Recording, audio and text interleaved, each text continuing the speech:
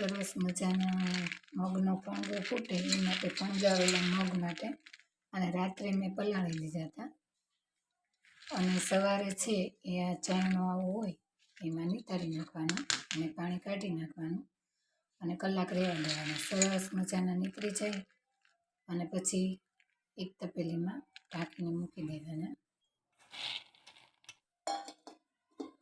તમે જોઈ શકો છો કે કેવા સરસ મગ ફણગીને તૈયાર થઈ ગયા છે.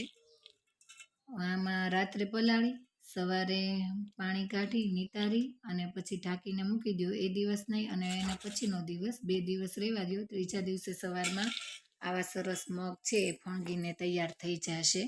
આમાં એકેય પ્રકારનું કપડામાં બાંધવાની જરૂર પડતી નથી. એકેય પ્રકારની ઝંઝટ વગર સરસ મજાનો મગ છે ફણગીને તૈયાર થઈ જશે. અને આ મગ છે પ્રોટીનથી ભરપૂર હોય.